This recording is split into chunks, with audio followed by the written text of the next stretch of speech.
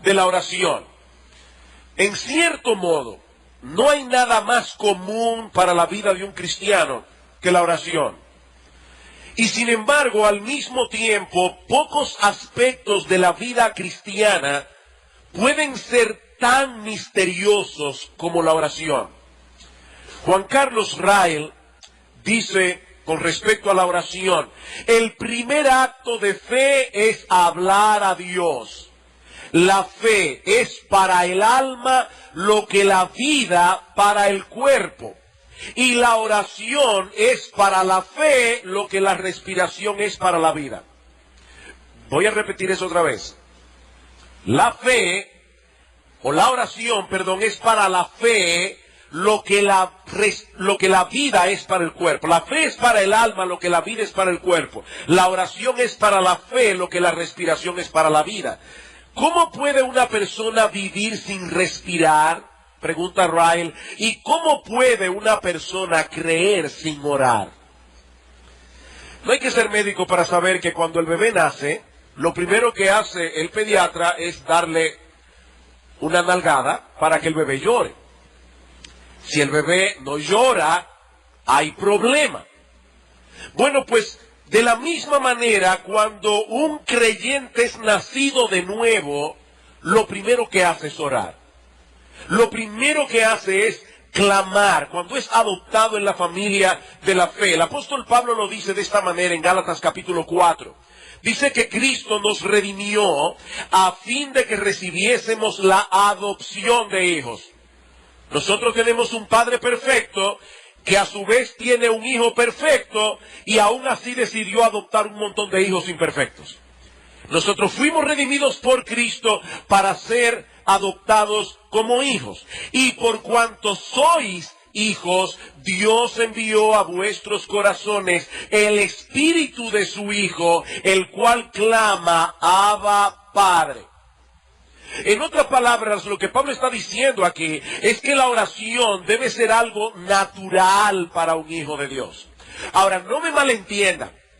El hecho de que yo diga que la oración debe ser natural para un hijo de Dios no quiere decir que la oración sea algo fácil para un hijo de Dios. Muchas mujeres aquí han dado a luz. Dar a luz es natural para la mujer. Pero todas aquellas que han dado a luz y todos aquellos que hemos tenido el privilegio de estar en un parto, sabemos lo que implica para una mujer dar a luz. La oración es algo natural para el creyente, no necesariamente es algo fácil para el creyente. Ahora, antes de entrar a considerar lo que Pablo está enseñándonos aquí en este texto, permítanme tomar unos breves minutos para considerar ese aspecto misterioso de la oración. Ese aspecto misterioso de la oración. Si Dios es soberano, Él hace lo que Él quiere. Él tiene un control absoluto de todas las cosas. Y si ese Dios es bueno, amoroso, lleno de misericordia y compasión, ¿por qué es necesario que oremos a Él para que su obra avance en el mundo y para que nosotros seamos bendecidos? Me imagino que alguna vez te has preguntado eso. Como veremos más adelante en el estudio de este pasaje, Pablo pide a los creyentes en Colosas: oren por mí para que el Señor me abra puerta para la palabra, a fin de que yo pueda hablar del misterio de Cristo y que lo hable como debo hacerlo. Pablo está pidiendo perdón a los hermanos de Colosas: oren por mí, oren por mi ministerio. Ahora, mis hermanos, ¿acaso no puede hacer eso Dios sin que los creyentes oren? O mirándolo desde otra perspectiva, ¿acaso no era suficiente el hecho de que Pablo orara por su ministerio? ¿O es que mientras más personas oran, más segura es la respuesta de Dios? ¿Es esa la razón por la cual Pablo está pidiéndole a la iglesia que oraran por él?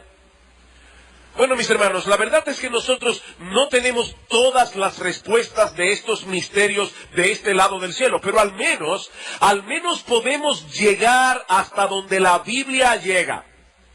Y en el Salmo 50, yo creo que el salmista nos provee una clave para responder en parte a esta inquietud. Salmo 50. Dice el Señor hablando a través del salmista en el versículo 9. No tomaré de tu casa becerros ni machos cabríos de tus apriscos, porque mía es toda bestia del bosque y los millares de animales en los collados. Pablo está diciéndonos Dios nos está diciendo en otras palabras, yo no necesito absolutamente nada de ustedes. Versículo 12. Si yo tuviese hambre, por supuesto, esto es irónico porque Dios nunca tiene hambre, pero Dios dice aquí, en el supuesto de que yo tuviese hambre, yo no te lo diría a ti, porque mío es el mundo y su plenitud.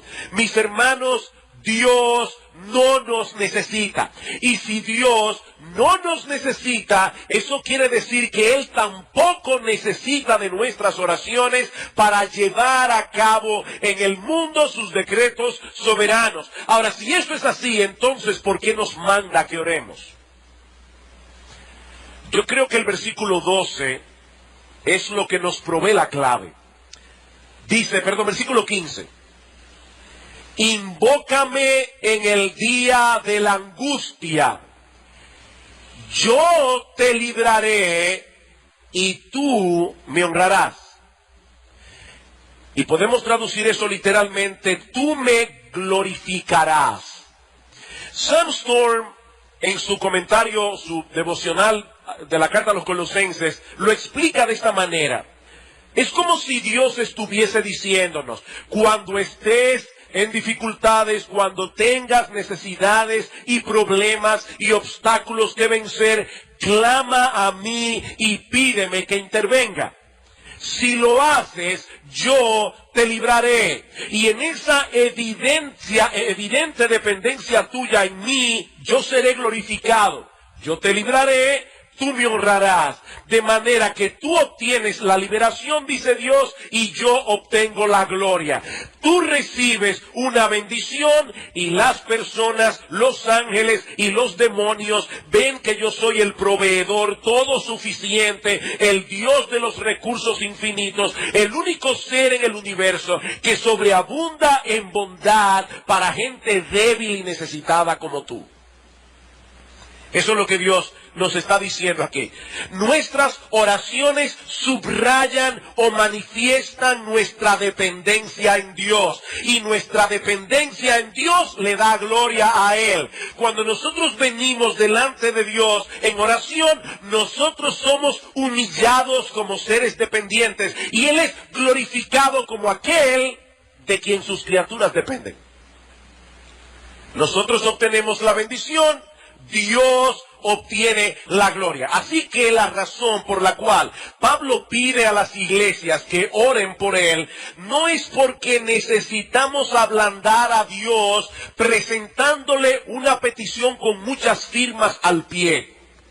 Hermanos, necesitamos convencer a Dios. Por favor, vengan el miércoles para que nosotros podamos firmar la petición que le vamos a hacer a Él en el trono de la gracia. No, mis hermanos, Dios no necesita firmas. Él no va a responder la oración por la cantidad de firmas que haya al pie de la petición, pero Dios será más glorificado cuando más personas vengan a orar y Dios responda.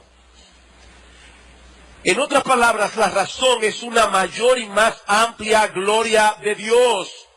Vayan conmigo a la segunda carta de Pablo a los Corintios. Allí esto se ve todavía más claro. Segunda a los Corintios, capítulo 1, versículo 9. Pablo está relatando aquí una experiencia que él y sus compañeros de misiones tuvieron en Asia Menor. Y dice él, pero tuvimos en nosotros mismos sentencia de muerte para que no confiásemos en nosotros mismos, sino en Dios que resucita a los muertos, el cual nos libró y nos libra y en quien esperamos que aún nos librará de tan grande muerte. cooperando también vosotros a favor nuestro con la oración. Y ahora escuchen la razón: para que por muchas personas sean dadas gracias a favor nuestro por el don concedido a nosotros por medio de muchos. ¿Qué es lo que Pablo está diciendo aquí? En palabras muy simples, que Dios es más ampliamente glorificado cuando un grupo de sus hijos se acercan a Él en oración para interceder por alguien, de manera que cuando Dios responda a esa oración, ese gran grupo de creyentes que le pidió por esta petición, ahora le va a dar gracias como un solo hombre.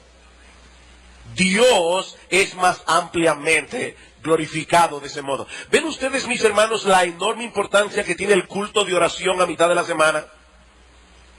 Esto es enormemente importante. Nosotros no estamos recogiendo firmas, como decíamos hace un momento. La razón por la que debemos venir al culto de oración es porque nosotros queremos que nuestro Dios sea más ampliamente glorificado en medio nuestro. Y eso solo será posible en la medida en que todos nos involucremos a elevar nuestras peticiones delante del trono de Dios, para que luego nos unamos a darle gracias. Así que, a menos que una causa de fuerza mayor te lo impida, mi amado hermano, tu deber es estar aquí el miércoles clamando a Dios para una mayor gloria de Él.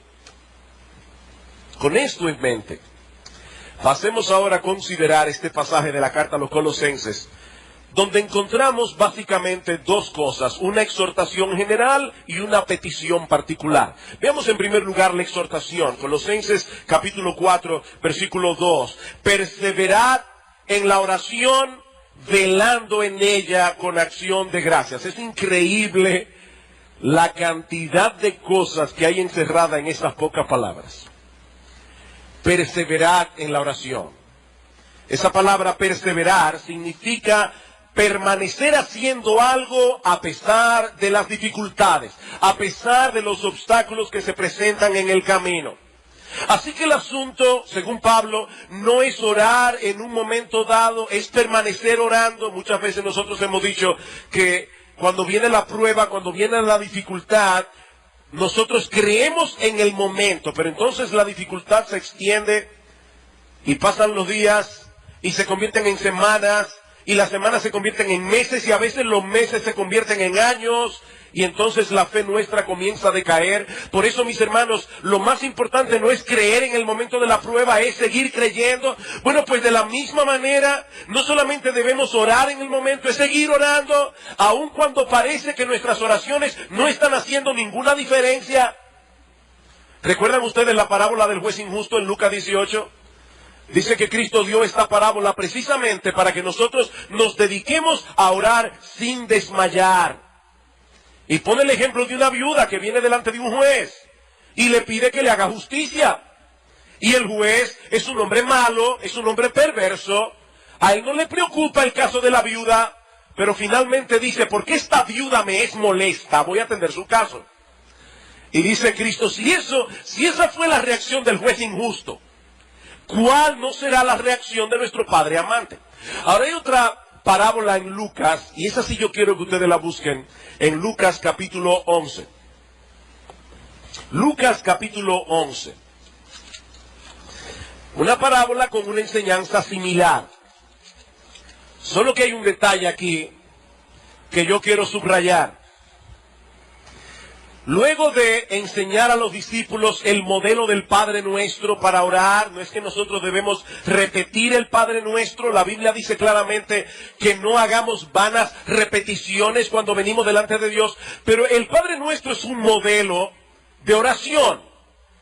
Y entonces el Señor dice en el versículo 5, les dijo también: ¿quién de vosotros que tenga un amigo va a él a medianoche y le dice: amigo, préstame 3 panes, porque un amigo mío ha venido a mí de viaje y no tengo que ponerle delante? Y aquel respondiendo desde dentro le dice: no me molestes, la puerta ya está cerrada y mis niños están conmigo en cama, no puedo levantarme a dártelos. Os digo que aunque no se levante a dárselos por ser su amigo, sin embargo, por su importunidad, se levantará y le dará todo lo que necesite. Y yo os digo, pedid y se os dará, buscad y hallaréis, llamad y se os abrirá. ¿Cuál es el detalle que yo quiero que ustedes noten en este texto?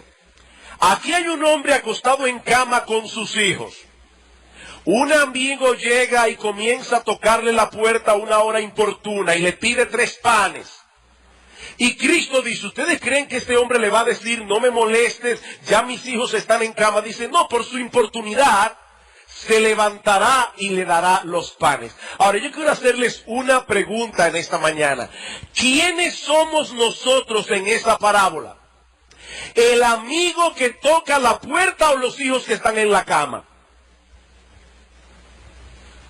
¿Quiénes somos nosotros? Nosotros no somos los amigos que están importunando a Dios. Nosotros somos sus hijos queridos que estamos acurrucados con Él en la cama y a medianoche nos levantamos y le decimos a nuestro Padre Celestial, Padre, tengo hambre. Y si ese hombre se iba a levantar para darle pan al amigo importuno, ¿cuánto más no nos dará a nosotros lo que le pedimos?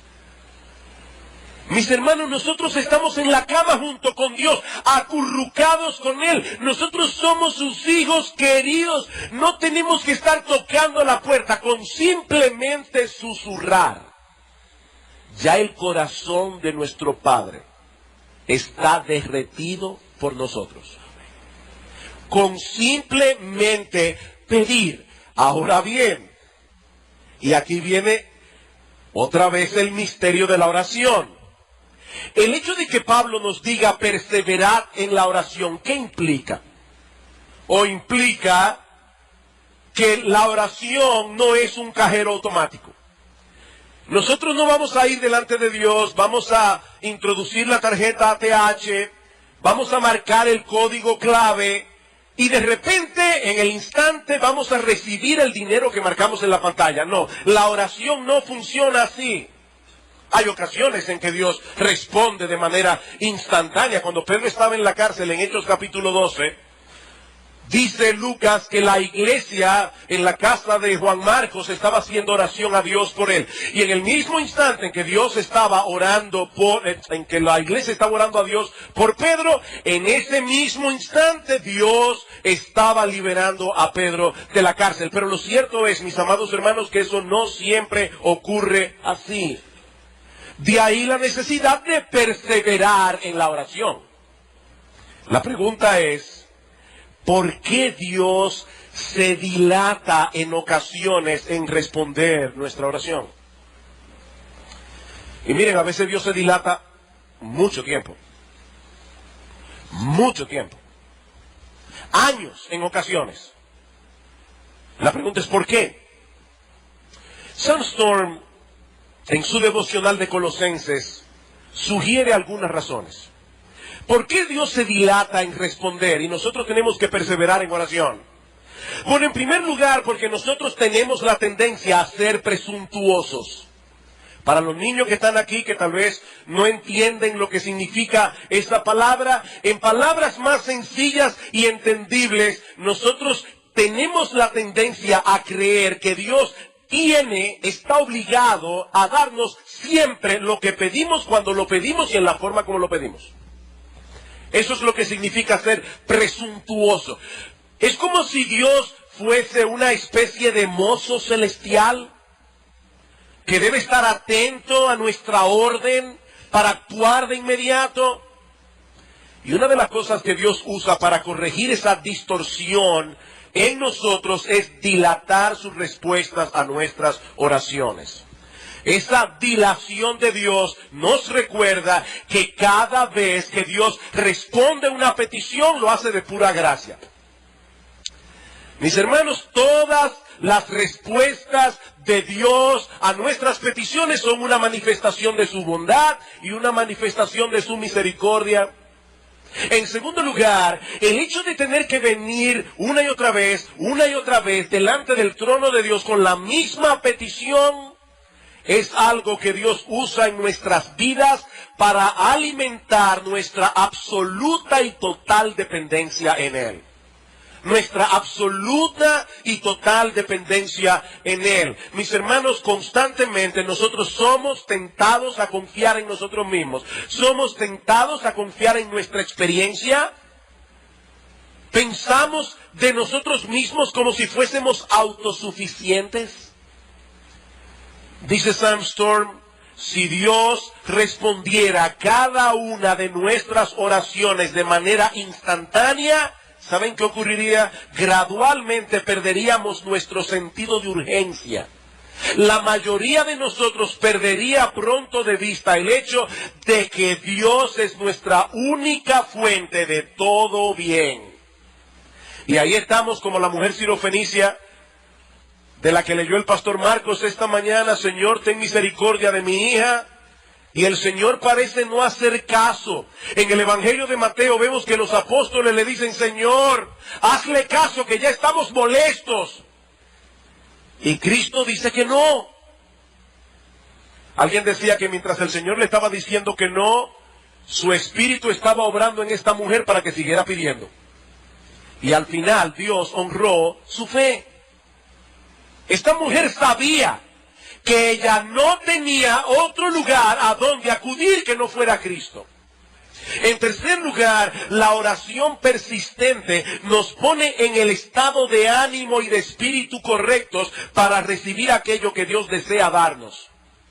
Otra vez, en palabras más simples, el problema no es que Dios esté renuente a proveernos lo que realmente necesitamos. El problema es que muchas veces nosotros no estamos preparados para recibirlo. Nosotros no estamos preparados.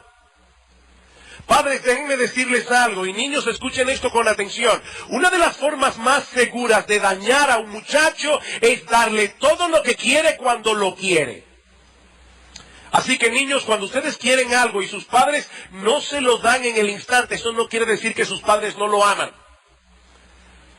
Porque Dios hace eso con sus hijos.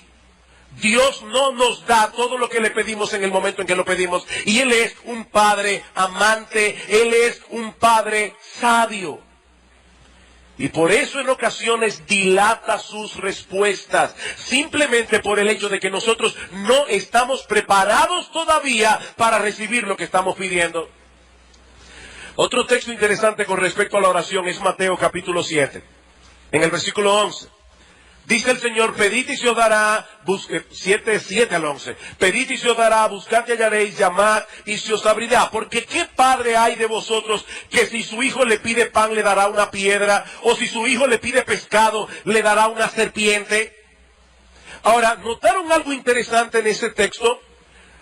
El Señor Jesucristo no nos está diciendo ¿qué es lo que Dios dará cuando nosotros le pidamos? Lo que ese texto dice es lo que Dios no nos va a dar. Vean otra vez, dice el Señor.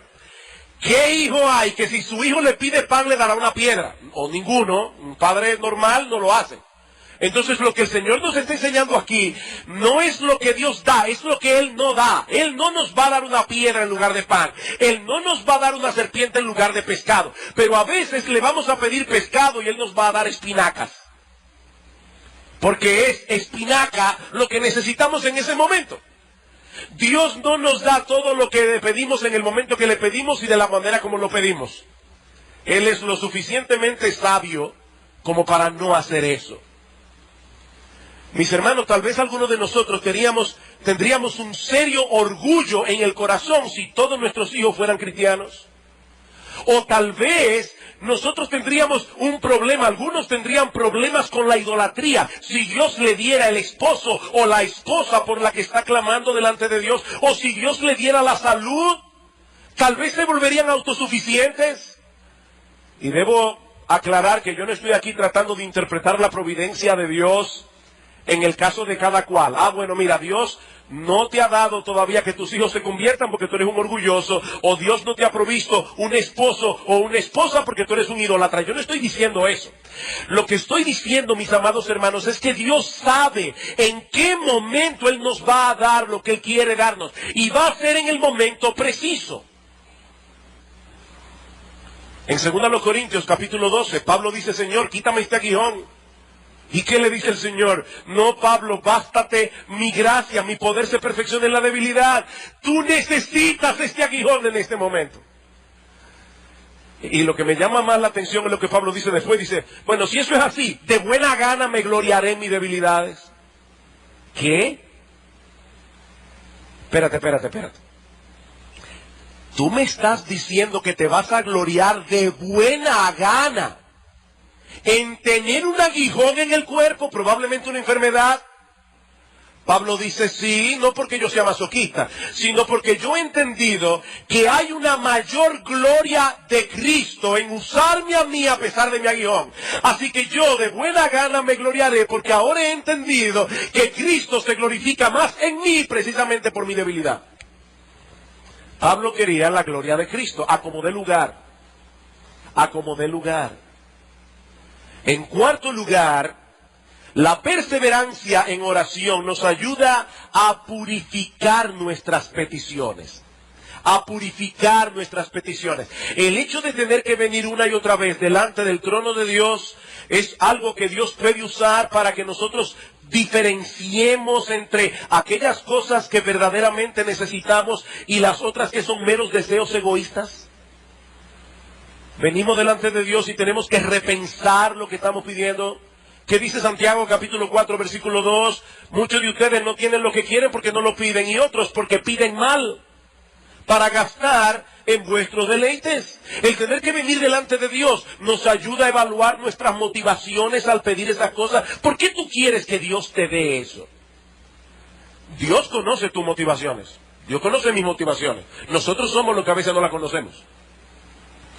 Y Dios obra en ese perseverar para que nosotros podamos purificar, refinar lo que estamos pidiendo delante de Él. En quinto lugar, la perseverancia en oración nos ayuda a cultivar la virtud de la paciencia. La virtud de la paciencia. Mis hermanos, el hecho de que Dios retenga su respuesta es para enseñarnos a esperar pacientemente en Él. Paciente esperé a Jehová, dice el salmista. Pacientemente. ¿Saben que algunas personas piensan en la paciencia como una virtud pasiva? Paciencia, no, eso es resignación. No, la paciencia no es una virtud pasiva. Paradójicamente, esperar en Dios es una de las cosas que más esfuerzo requiere. Eso no es pasivo.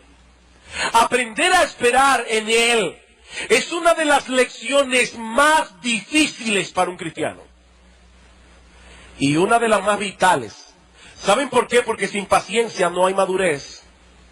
Sin paciencia no hay madurez. Los niños tienden a ser impacientes. Yo me acuerdo cuando nosotros vivíamos en San Juan de la Maguana. Nos mudamos aquí cuando yo tenía 9, así que viajamos un montón de veces a la capital antes de los 9 años. Y una de las cosas que yo recuerdo perfectamente, yo no recuerdo muchas cosas de mi niñez, pero sí me acuerdo sentado en el carro preguntando 25,000 veces, ¿ya estamos llegando? No, todavía. Y antes la carretera no era como ahora, ¿verdad? La carretera duraba más. Y ya estamos llegando, el muchacho es impaciente. Bueno, de la misma manera hay adultos impacientes. Y un adulto impaciente es un adulto inmaduro. ¿Qué dice Santiago capítulo 1? Hermanos míos, tened por sumo gozo cuando os halléis en diversas pruebas, sabiendo que la prueba de vuestra fe produce paciencia, y la paciencia produce en vosotros un carácter maduro.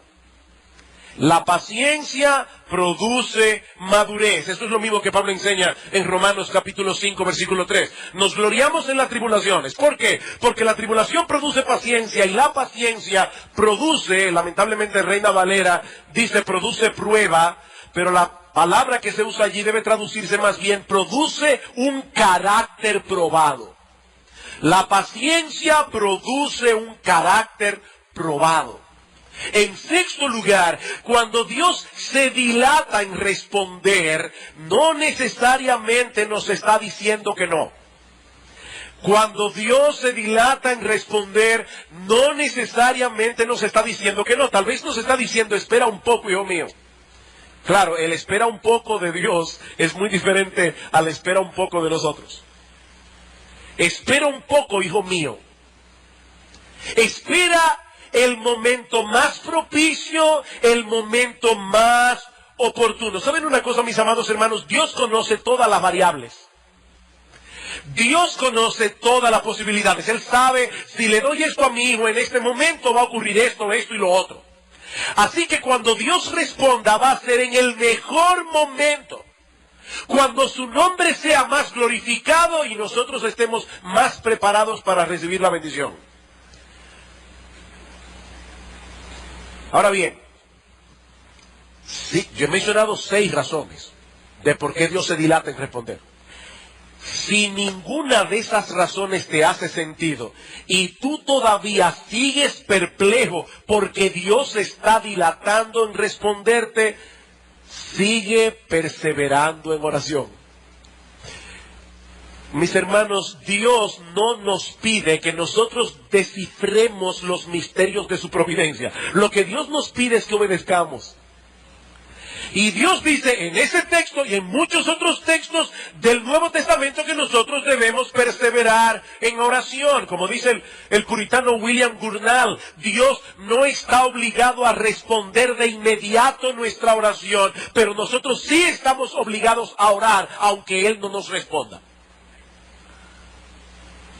Y yo sé que esto genera una tensión en el creyente entre la persistencia en la oración y descansar con mansedumbre en su voluntad soberana. John MacArthur dice que este conflicto se resuelve mediante la persistencia y la aceptación final de la respuesta de Dios. Señor, yo voy a seguir orando, a seguir orando, a seguir orando. Al final, lo que tú decidas, por mí está bien, pero yo voy a seguir orando. Yo voy a seguir persistiendo. Es por eso que nosotros decimos muchas veces desde este púlpito que la clave de la mansedumbre en la vida cristiana no está simplemente en confiar en la bondad y el poder de Dios, sino también en su sabiduría. ¿Dios es poderoso para sanarte ahora mismo? Sí. ¿Dios es poderoso para convertir a tu hijo ahora mismo? Sí. ¿Dios es poderoso para darte un compañero o una compañera? Sí. 1000 veces sí. Dios tiene el poder. Pero Él también es sabio. Y Él lo va a hacer en el momento propicio de la manera propicia. No confiemos únicamente en la bondad y el poder de Dios. Confiemos también en su sabiduría. Mientras tanto, nosotros debemos persistir en oración, confiando en que Él hará lo que es mejor en el mejor momento. Ahora, hermanos, todo lo que yo he dicho hasta ahora es solamente para explicar las primeras 3 palabras del versículo. Perseverad en oración. Pero el versículo no termina allí. Vamos a Colosenses capítulo 4, versículo 2. Por eso les decía hace un rato que los sermones tienen vida propia. Yo pensé que iba a darme tiempo para explicar todo el versículo, todo el texto. Pero imagínense ustedes, si ya son las 2 y vamos por la primera 3 letras, 3 palabras. 4 palabras. Perseverad en la oración, velando en ella con acción de gracias. Perseverad en la oración velando en ella. La palabra velar significa literalmente estar despierto. Por eso es que uno dice, me pasé la noche en vela. No pegué un ojo, no pude dormir. De ahí que metafóricamente la palabra velar también se usa para tener los sentidos alertas. Imagínense, yo no voy a mencionar ningún barrio aquí, porque primero yo no sé cuál es el barrio más peligroso de la capital, y en segundo lugar tal vez hay alguien que vive en ese barrio y se va a ofender. Pero imagínense que usted es policía en el barrio más peligroso de la capital, y tiene que patrullar Bueno, pastorear también a los ladrones y los delincuentes. Usted tiene que patrullar de 12 de la noche a 5 de la mañana, todos los días. Mire, yo estoy seguro que usted no va a coger una siesta en el carro de policía. Usted va a estar con todos sus sentidos alertas. Bueno, esa es la idea de lo que Pablo está hablando aquí. Oren con todos vuestros sentidos espirituales despiertos, alertas. En Efesios 6:18, Pablo lo dice de esta manera: orando en todo tiempo, con toda oración y súplica en el Espíritu, y velando en ella con toda perseverancia y súplica por todos los santos. Velando en ella con toda perseverancia. ¿Y eso qué significa? William Hendrickson, el comentarista, dice que significa básicamente 4 cosas. Que cuando nosotros venimos a orar, primero debemos estar conscientes de nuestras propias necesidades, así como de las necesidades de la familia carnal, de la iglesia, y del mundo a nuestro alrededor. Yo vengo consciente de mis necesidades y de las necesidades de otros. En segundo lugar, vengo a orar consciente de los peligros que amenazan la comunidad cristiana. Que dice primera de Pedro 5:8, sed sobrios y velad, porque vuestro adversario, el diablo, como león rugiente, anda alrededor buscando a quien devorar. Mira, mi amado hermano, yo no sé en qué barrio de la capital tú vives, pero créeme, el diablo es 1000 veces más peligroso que los más peligrosos delincuentes del barrio más peligroso de la capital. Y él anda alrededor buscando a quien devorar. Nosotros no estamos en un picnic. Nosotros estamos inmersos en una guerra. En tercer lugar, conscientes de las bendiciones recibidas. Y eso lo veremos en un momento porque Pablo dice orando con acción de gracias. Y finalmente conscientes de la voluntad de Dios. Porque nosotros debemos orar conforme a la voluntad de Dios. No pedir lo que Él no ha prometido dar.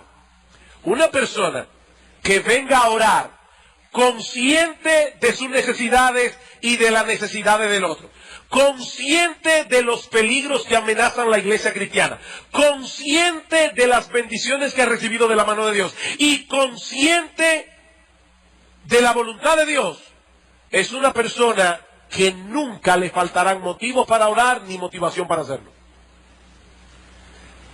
A veces hay personas que vienen a orar y uno dice, ¿y realmente querrá que Dios le responda? Mira, Señor, tú sabes que a fulano se le está muriendo un hijo de 3 años. Que se le está muriendo un hijo de 3 años y tú estás pidiendo por él así. Eso es una persona que no está despierta, está medio dormida. Y a veces, hermano, cuando una gente se para aquí a orar, yo lo he dicho otras veces, lo dije esta semana en el culto de oración, parece que los hermanos que están oyendo la oración se durmieron. Uno oye un amén, amén. No, amén, yo estoy de acuerdo con lo que él está pidiendo, Señor. Yo también estoy despierto, siguiendo la oración de este hermano, porque, Señor, yo quiero que tú respondas. Es de esa manera que nosotros debemos venir a orar. Es con un sentido de urgencia. Hay urgencia. Así que debemos orar con perseverancia, debemos orar con todos nuestros sentidos alertas, pero también debemos orar con acción de gracias, dice Pablo. Y esta es la 5ª vez que Pablo exhorta a estos hermanos de Colosas en esta carta tan breve a dar acción de gracias. En el versículo 12 del capítulo 1 dice, con gozo dando gracias al Padre que nos hizo aptos para participar de la herencia de los santos en luz. Vengan a dar oración con gozo. Versículo 6 del capítulo 2. Por tanto, de la manera que habéis recibido al Señor Jesucristo, andad en Él, arraigados y sobreedificados en Él, y confirmados en la fe, así como habéis sido enseñados, abundando en acciones de gracias. Me fascina como lo dice la Biblia de las Américas, rebosando de gratitud. Capítulo 3, versículo 15. Y la paz de Dios gobierne en vuestros corazones, a la que asimismo fuiste llamados en un solo cuerpo, y sed agradecidos. Versículo 17. Y todo lo que hacéis, sea de palabra o de hecho, hacedlo todo en el nombre del Señor Jesús, dando gracias a Dios Padre por medio de Él. Capítulo 4, versículo 2. Perseverad en la oración, velando en ella con acción de gracias. 4 capítulos, 5 exhortaciones. Den gracias a Dios. Den gracias a Dios.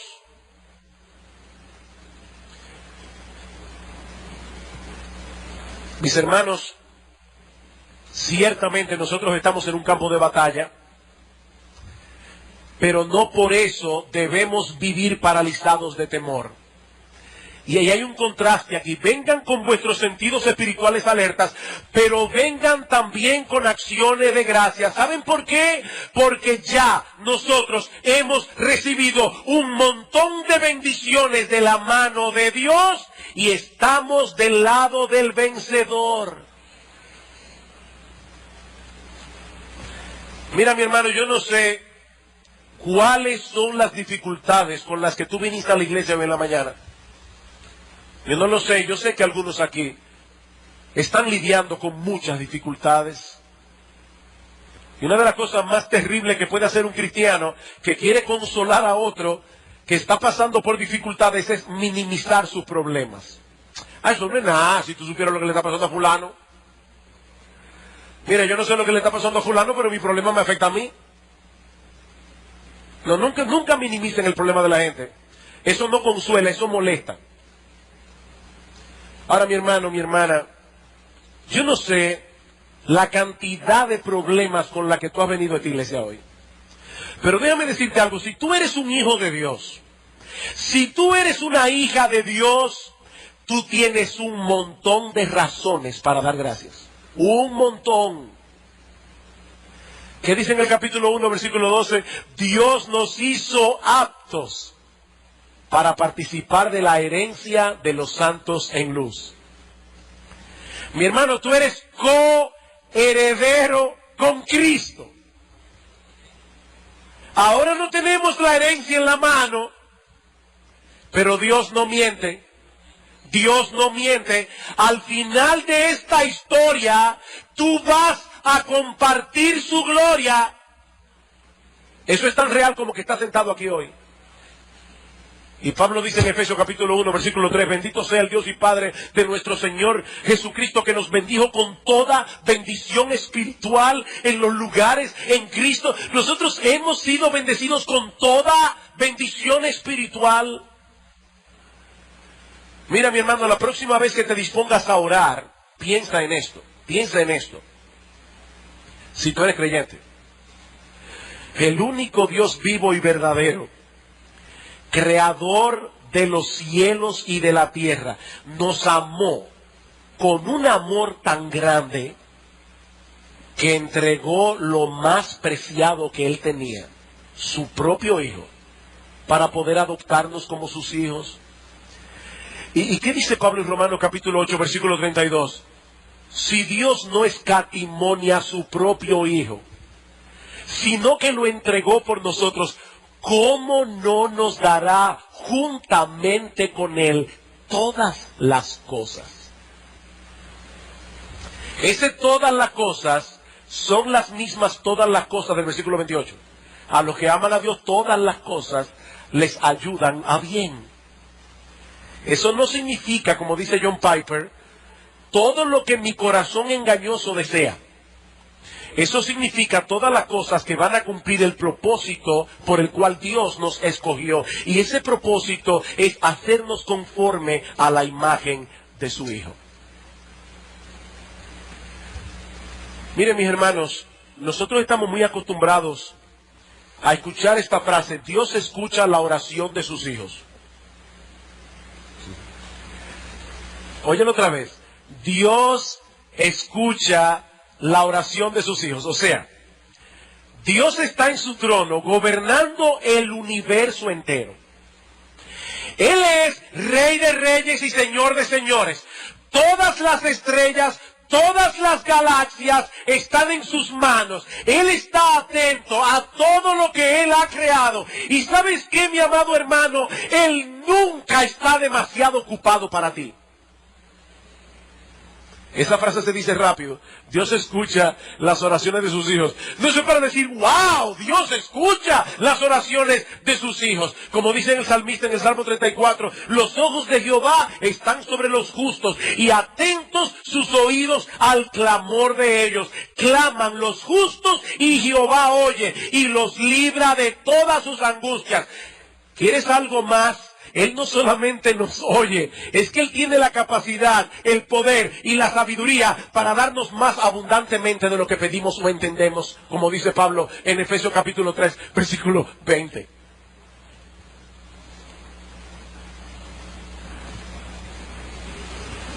Si eres un creyente, tú tienes mucho que agradecerle a Dios. ¿Y sabes qué? La gratitud es algo que impacta profundamente la vida del cristiano. Por nada estéis afanosos, sino sean conocidas vuestras peticiones delante de Dios en toda oración y ruego con acción de gracias, Filipenses 4:6, y la paz de Dios que sobrepasa todo entendimiento guardará vuestros corazones y vuestros pensamientos en Cristo Jesús. Cuando nosotros estamos conscientes de todas las razones por las cuales nosotros debemos darle gracias a Dios, mis amados hermanos, la paz de Dios gobierna nuestros corazones en medio de cualquier vendaval. ¿Cómo debemos orar? Pablo responde con perseverancia, con nuestros sentidos alertas y con un corazón agradecido. Pero increíblemente, yo no pude llegar al texto que iba a llegar hoy en el versículo 4.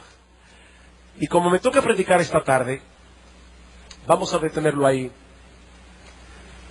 Hermanos, Dios nos ha dicho algo esta mañana acerca de la oración. Dios nos ha dicho algo en esta mañana acerca de la importancia de orar.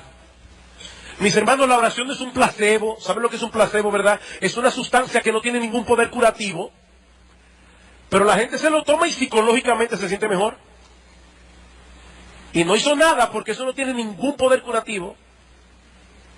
No, la oración no es un placebo.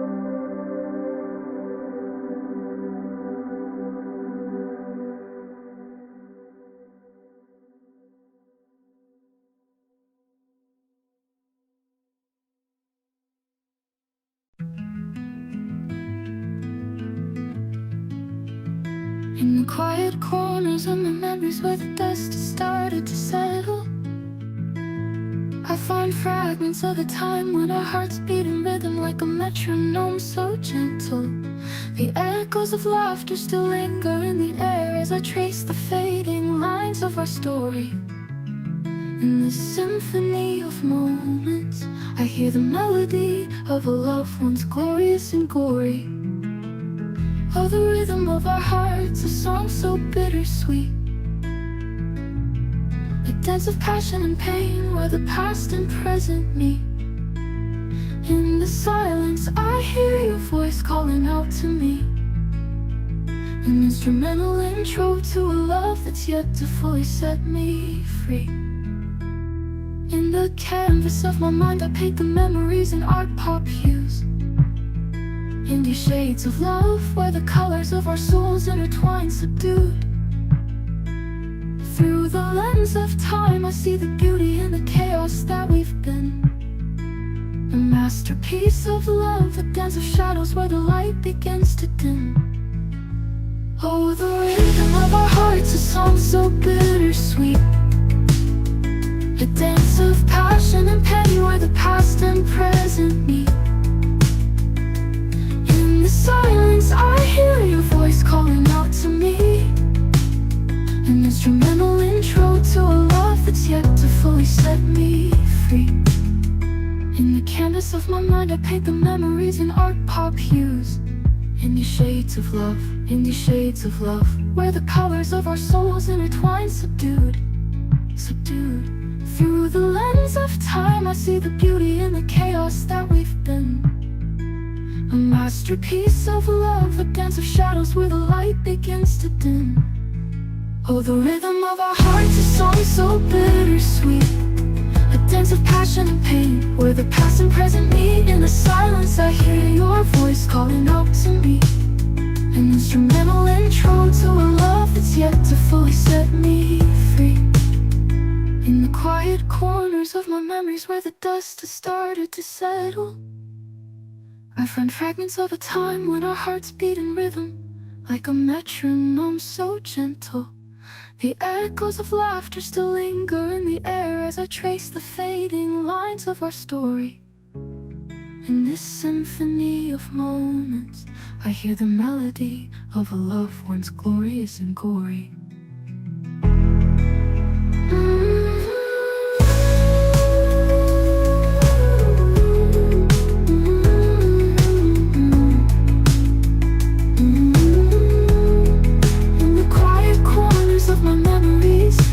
Dust has started to settle, I find fragments of a time when our hearts beat in rhythm like a metronome so gentle. The echoes of laughter still linger in the air as I trace the fading lines of our story. In this symphony of moments, I hear the melody of a love once glorious and gory.